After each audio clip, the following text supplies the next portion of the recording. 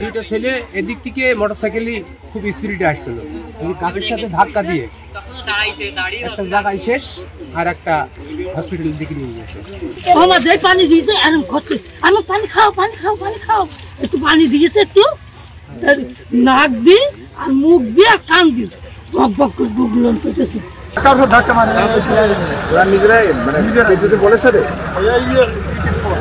বলেছিল দাদা। যাচ্ছিল কোন দিকে? ওরা দুইজনেই ছিল গাড়িতে।